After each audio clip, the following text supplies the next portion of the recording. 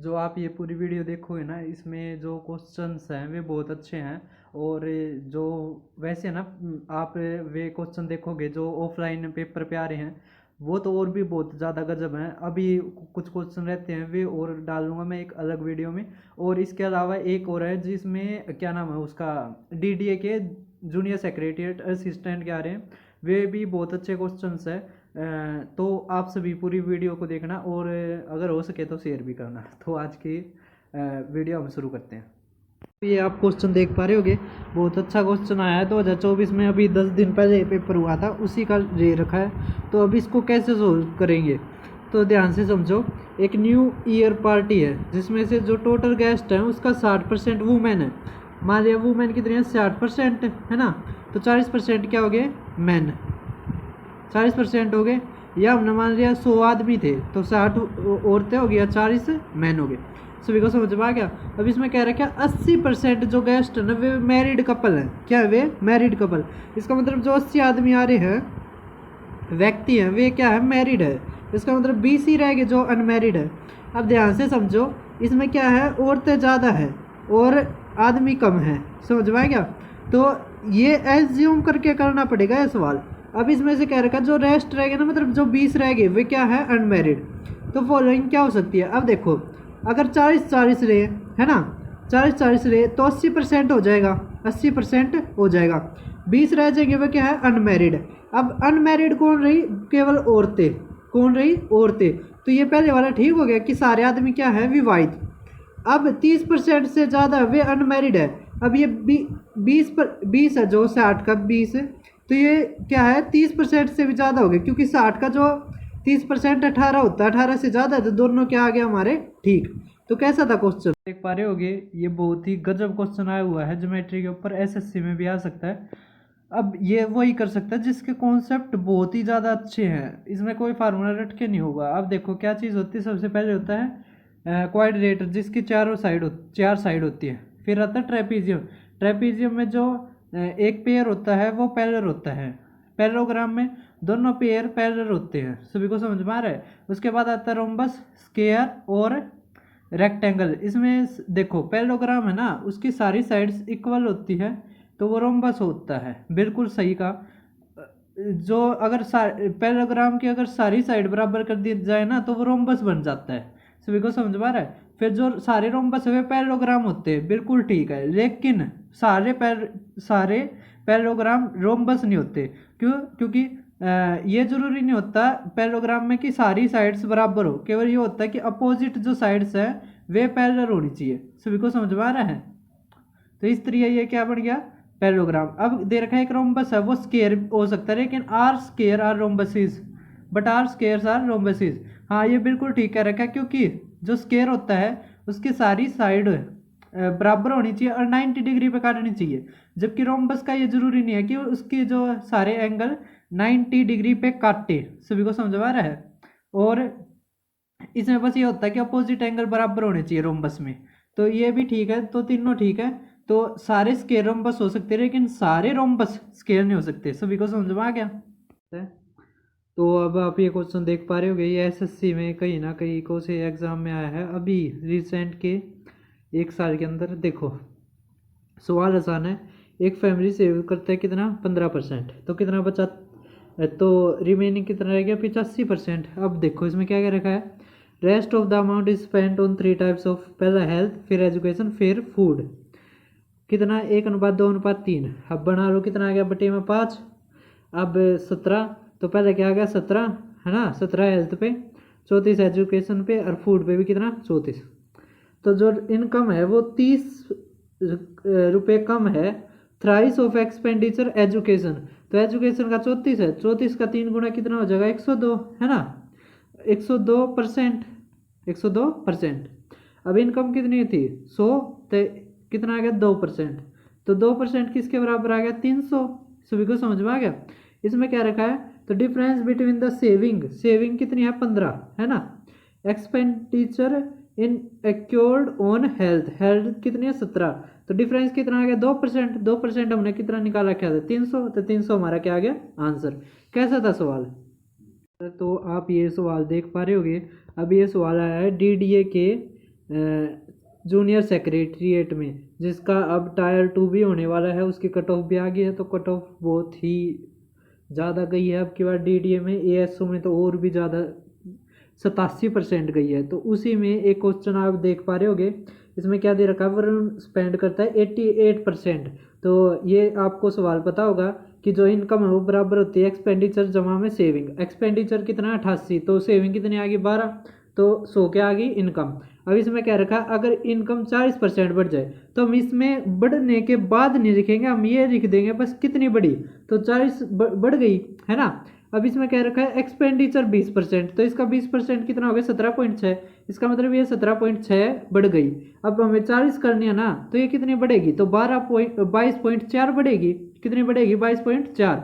अब हमें 22.4 निकालना है, कितना होता है 22 मतलब 12 से 22.4 कितना परसेंट होता है 12 का, तो जब हम निकालते हैं तो कितना आता है 187%।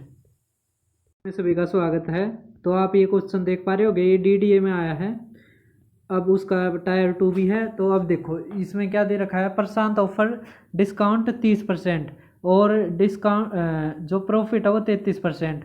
तो एक तरफ मार्क प्राइस दे रखा है, एक तरफ कॉस्ट प्राइस निकालना है। तो इसका सबसे आसान तरीका बताऊंगा, सबसे आसान, इससे आसान पूरा यूट्यूब पे नहीं मिलेगा। तो एक तरफ लिख लो डिस्काउंट घटा के कितना आ गया 70, एक तरफ लिख लो प्रॉफिट जोड़ के 100 में, तो 133। अब 133 के नीचे है ना लिख लो जो आपका मार्क प्राइस आया है, तो कितना है 4560।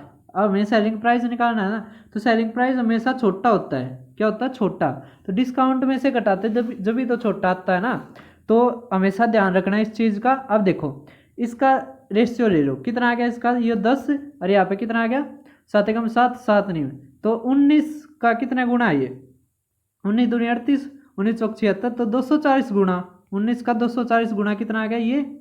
अब इसका भी 240 गुना कर दो तो कितना आ गया 2400 हमारा उत्तर। बहुत ही अच्छा क्वेश्चन आया DDA में, या SSC में बिल्कुल आ सकता है, बिल्कुल ही। अब इसमें दो फार्मूले क्या, एक तो है एरिया ऑफ सेक्टर का, एरिया ऑफ सेक्टर का फार्मूला होता है theta upon 360 degree into pi r square, pi r square. सभी को समझ में आ रहा है। एक दूसरा होता है थीटा जो रेडियन है बराबर होता है L अपॉन आर, L का मतलब आर्क अपॉन रेडियस। अब देखो यहाँ पे थीटा की वैल्यू रखो तो 90 अपॉन कितना होगा 360, तो कितना आ गया 1/4, 1/4 गुणा में 22/7 गुणा में 28 गुणा में 28, तो 1/28 कट गया, तो 22 की जब 28 के साथ गुणा करेंगे तो 616। अब 2 है, अगर 1 होता तो ठीक हो जाता, 616 है। सभी को समझ में आ गया। अब इसके बाद क्या करेंगे, अब रखेंगे हम थीटा रेडियन, तो रेडियन में बदलना है तो 90 डिग्री को बदलते हैं तो पाई अपॉन 4 आता है, इक्वल टू L निकालना है अपॉन R कितना है 28, तो पाई की वैल्यू रखते हैं 22/7, तो 28 से 28 कट गया, हमारा L कितना आ गया 22, तो 22 वाला था 616, 22 हमारा क्या आ गया आंसर। ये क्वेश्चन देख पा रहे होगे। अब इस तरह के क्वेश्चन को कैसे किया जाता है, देखो इसमें क्या है, ये क्वेश्चन इसमें आया मॉडिफाई करने वाला, कि इतने पैसे मॉडिफाई करने में लगे, समझ में आ गया। तो जो कॉस्ट प्राइस होता है ना, जैसे 1650 है, तो जो मॉडिफाई करने में या उसकी रिपेयरिंग करने में या जो भी ट्रांसपोर्ट का जो भी खर्चा आता है वो सारा कॉस्ट प्राइस में जुड़ जाता है। किस में जुड़ जाता है, कॉस्ट प्राइस में। तो कॉस्ट प्राइस में जोड़ो 940, कितना आ गया 09 और ये 25, तो 2590, समझ में आ गया। अब ये कितना है 3667, तो गेन आया होगा कितना, क्या आया होगा गेन। अगर इसका 1/4 भी निकाले तो 25% निकालेंगे तो बहुत कम आएगा, लगभग 30% निकालो तो इसका 3 गुना हो गया है ना। तो मतलब 27, तो लास्ट में 7 आओगा, तो 7 है इसमें, तो हमारा क्या आ गया 30%। देखो लॉस तो होगा नहीं, तो ये पहले तो वैसे कटिए, फिर आपने बस ये क्वेश्चन देख पा रहे हो, बहुत बहुत ज़्यादा अच्छा क्वेश्चन आया है। ये DDA में आया है, थोड़ा अलग टाइप का है, तो उस वीडियो स्किप करने की कोशिश मत करना। अब देखो इसमें क्या दे रखा है, 2 लड़कियां हैं, एक तो तारा है एक दिशा है। अब क्या है, मान लीजिए दोनों बहनें हैं, इनके फादर ने इनको है ना सेम पैसे दिए कि तू कि मान लिया 1000 रुपये इसको दिए और 1000 रुपये इसको दिए, मतलब पैसे बराबर दिए हैं खर्च करने के लिए कि वो खर्च करो। अब एक हफ्ते के बाद क्या हुआ, जो तारा है ना उसने 5 स्पेंड करे, 5 टोटल थे 6 रुपये, मान लिया इस तरह। अब दिशा है, दिशा ने करे 37 अनुपात 42, सभी को समझ में आ रहा है, मतलब अनुपात में ये स्पेंड का है, ये टोटल इनकम है। अब इनकम बराबर करनी है तो यहाँ पे भी 7 से गुणा करनी पड़ेगी, है ना, अरे यहाँ पे भी 7 है, तो कितना आ गया इसने 35 अनुपात 42। इसका मतलब मान लिया 42 रुपये दिए तो 35 तारा ने खर्च करे हैं और 37 दिशा ने। इसका मतलब कम पैसे किसके द्वारा खर्च किए गए हैं, तो किसके द्वारा खर्च किए गए हैं, तो दिशा ने ज़्यादा खर्च करे हैं, तो हमारा क्या आ गया दिशा। तो दिशा ने ज़्यादा खर्च करे हैं, तारा ने कम करे हैं, तो हमारा ऑप्शन नंबर 1। तो अब आप ये क्वेश्चन देख पा रहे होगे, ये DDA में आया है, तो क्या आप इसको कर पा रहे हो। अब ये सवाल आप कैसे कर सकते हो, सबसे आसान तरीका बताऊंगा। देखो हमें निकालना है XYZ का प्रोडक्ट, तो इससे पहले हमें X भी चाहिए, Y भी चाहिए, Z भी चाहिए। अब देखो यहाँ पे XY YZ ZX तीनों को जोड़ दो तो क्या आ जाएगा, 2 इंटू में XY जमा में YZ X जमा में Y जमा में Z, है ना, ये आ जाएगा बराबर इनका जोड़, है ना। अब 2 से भाग करना तो सीधा भाग ही करके जोड़ दो, तो 6 8 और 7, तो कितना आ जाएगा 21। अगर 21x प्लस में y प्लस में z है तो x प्लस में y कितना दे रखा है 12, इसका मतलब z कितना आ गया, z आ गया हमारा 9, समझ में आ गया। अब y जमा में z दे दिया 16 और z आ गया 9, तो ये कितना बच गया 7, है ना, और ये 21 है तो 9 और 7 16, तो ये कितना बच गया 5। अब बस गुणा करने है, देखो 9 से भाग होने वाला चाहिए, 5 5 10, ये नहीं होता और ये नहीं होता, ये भी नहीं होता, केवल ये एक ये होता है 315, तो ये हमारा आंसर आ गया। या 5 का भी देख सकते, ये हाइट एंड डिस्टेंस का बहुत गजब सवाल है, ये बहुत बार आता है, क्या आप ये कर पा रहे हो। देखो अब क्या दे रखा है, एक टावर था, एक आदमी जब देखता है ना तो 45 डिग्री का क्या बनता है एंगल ऑफ एलिवेशन, समझ में आया। फिर जब वो 20 मीटर चलता है, 20 मीटर चलता है तो बनता है 60 डिग्री का। तो एक ऐसा तरीका बताऊंगा जिससे आप ये सेकंडों में कर सकते हो। कैसे, अब देखो जब 45 का जब 60 का बनता है ना तो वो 60 के सामने √3 और 30 के सामने 1 होता है, समझ में आएगा। और 45 के सामने भी 1 बनता है और ये भी 1, ये रेशियो होता है, समझ में आ गया। आप मान लो √3x इस तरह मान लो। अब अगर 45 के सामने √3 है तो यहाँ पे भी तो √3 बनेगा, है ना। तो √3 है ये पूरा, ये 1 है, तो ये क्या बच गया √3 - 1, तो √3 - 1 बराबर आ गया 20। आप मान लो x, है ना। अब अगर आप यहाँ पे x की वैल्यू निकालो, है ना, ये आपने पूरा मान लिया x, आपने निकालना √3 की वैल्यू। अब x निकालोगे तो 20 बटे में √3 - 1। अब इसका रेशनलाइजेशन करोगे बटे में 2 आ जाएगा, यहाँ पे क्या आ जाएगा √3 जमा में 1, तो हमारा आ गया आंसर 10 √3 जमा में 1, है ना। हमें √3 और निकालना है तो √3 के अंदर गुणा हो जाएगी तो 30 जमा में 10 √3, हमारा क्या आ जाएगा आंसर। अब आप ये सभी क्वेश्चन देख पा रहे होगे, DDA GSC में आया तो बहुत मतलब ट्रेंडिंग क्वेश्चनों में से एक है SSC में, और बहुत सारे एग्जामों में ये क्वेश्चन आता है, रेलवे में भी आता है ये। अब देखो इसमें क्या देते हैं कि वॉल्यूम बराबर दे देते हैं, लेकिन इसमें एक और शॉर्टकट दे दिया। क्या, देखो जो each measure of the radius of a cone और स्पीयर, दोनों का रेडियस कितना है 8 सेंटीमीटर, मतलब बराबर है। वॉल्यूम भी क्या दोनों की बराबर है, तो स्लांट हाइट बताओ, क्या बताओ स्लांट हाइट। तो देखो वॉल्यूम ऑफ कोन का फार्मूला पता होगा 1/3 πr² इक्वल टू, अब दे दिया यहाँ पे स्पीयर का, तो स्पीयर का क्या होता है 4/3 πr का क्यूब। अब देखो 3 था 3 गया, पाई था पाई गया, r³ था, अगर काटेंगे तो r² था, r² गया, यहाँ पे एक r बच गया, है ना। हाइट क्या करनी है, हमें हाइट निकालनी है। रेडियस कितने दे रखी है 8, तो हाइट कितनी आ गई हमारी 32, है ना। तो स्लांट हाइट कैसे निकालते हैं, रूट रेडियस का स्क्वायर जमा में रेडियस का स्क्वायर जमा में हाइट का स्क्वायर। अब रेडियस कितना दे रखा है, देखो अब 8 और 32 है ना, तो एक सिंपल है, देखो 8 चौके है ना, तो अब बस 8 तो आएगा ही, क्या 8 तो आएगा ही, 8 तो आएगा। क्या बच गया 1 जमा में 4 का स्क्वायर 16, इसका रूट, है ना, तो √17, तो 8 √17। ये ट्रिग्नोमेट्री का बेसिक है, आपको आता होगा। ये टाइम एंड स्पीड का ट्रेन वाला सवाल बहुत ज़्यादा इम्पोर्टेंट है।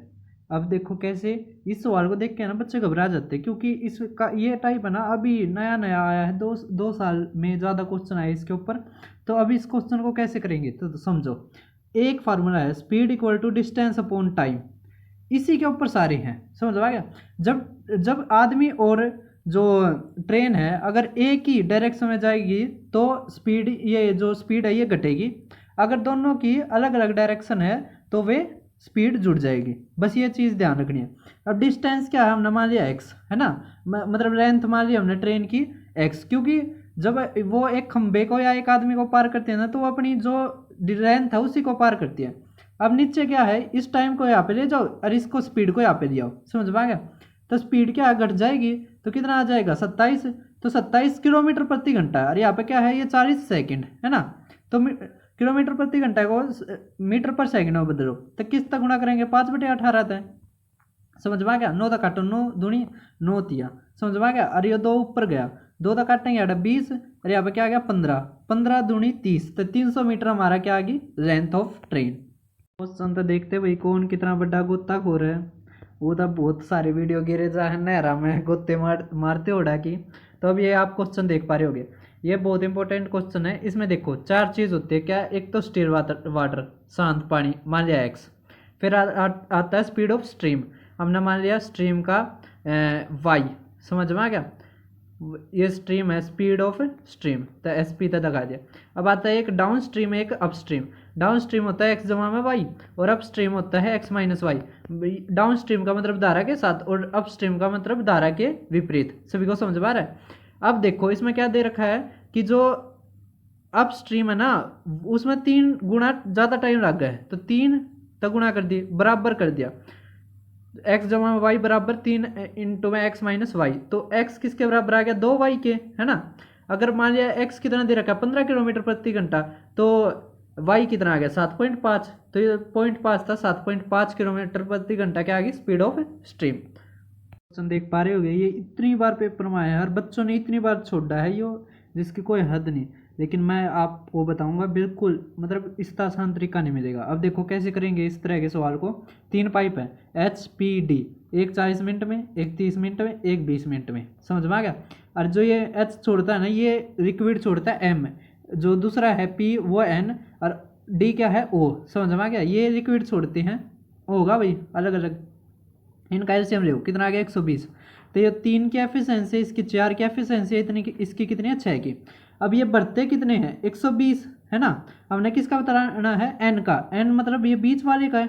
एफिशिएंसी कितनी है 1 मिनट की 4 है, 4 यूनिट भरता है, तो 4 मिनट की कितनी हो जाएगी 16, तो इतना इतना पोर्शन भरा होगा। पूरा पोर्शन कितना भरना है 120, इसने कितना भरा 16, तो इतना इतना पोर्शन भरा हो गया होगा। अब 4 तक काट दो, 4 बटे में 30, तो 4/30 ये क्या है पोर्शन भरा, इसने कितने मिनट में 4 मिनट में।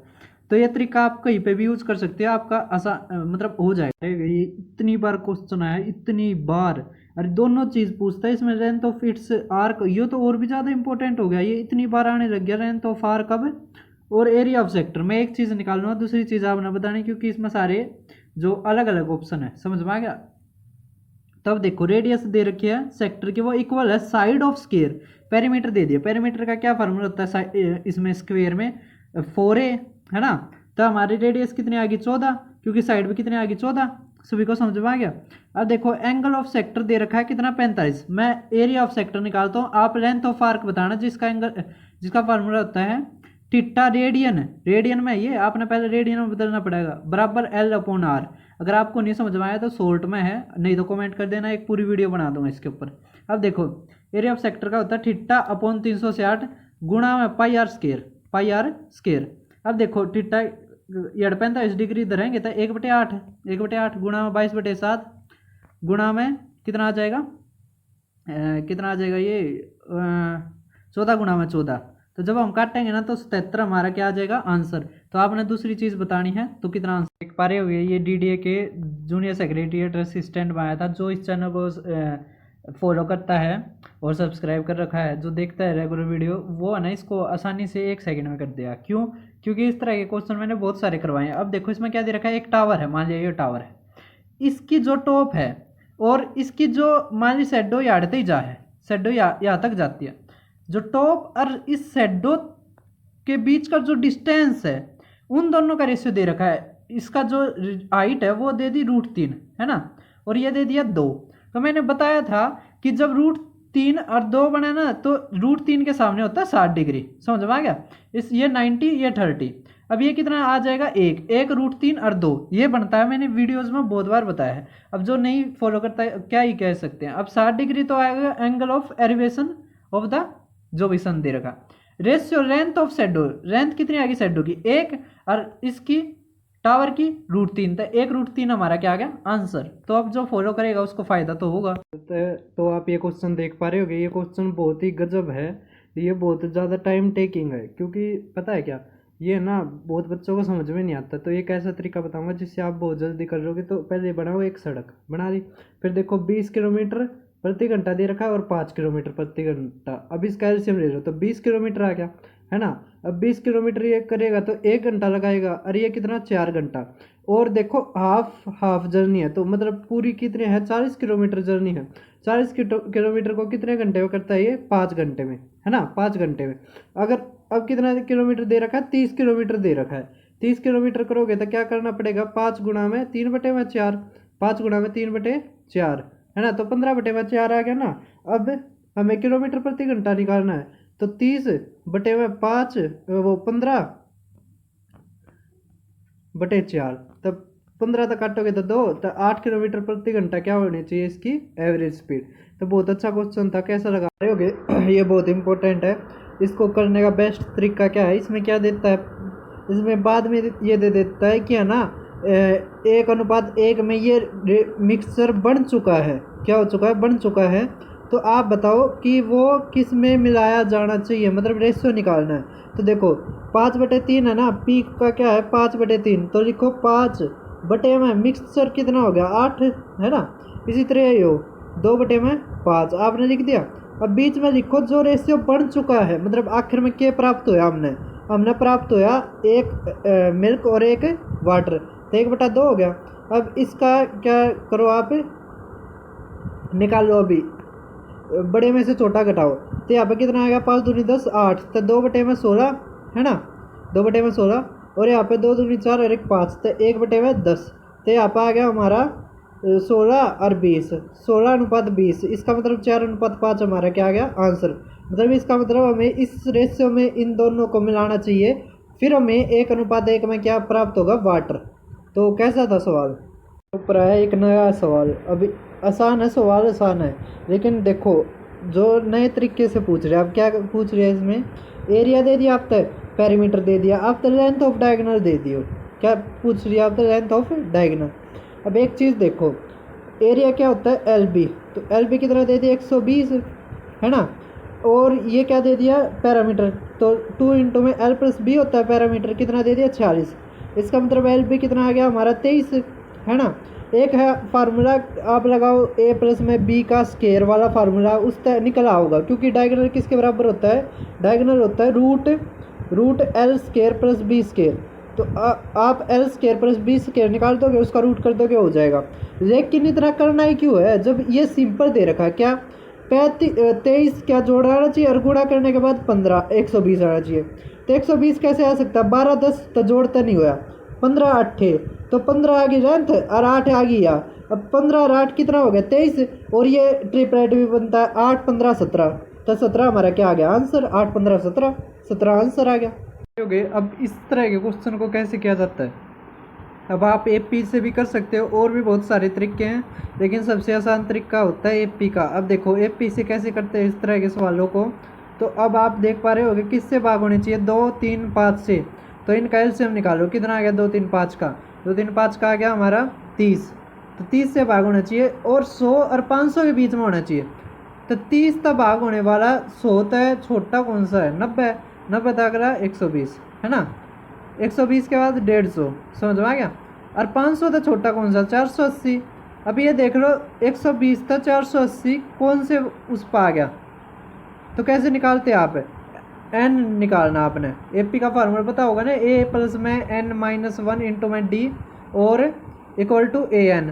तो AN दे दिया ये, तो 480 में तो घटाओ, तो कितना आ गया हमारा? 360 को 30 तक भाग करो, तो कितना आ गया? 12। 12 में 1 जोड़ दो, तो कितना आ गया हमारा आंसर? 13।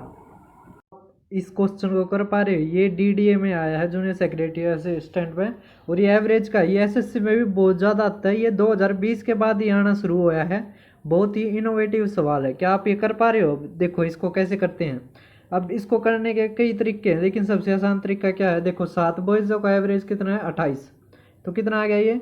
तो ये आ गया 196। समझ में आ गया?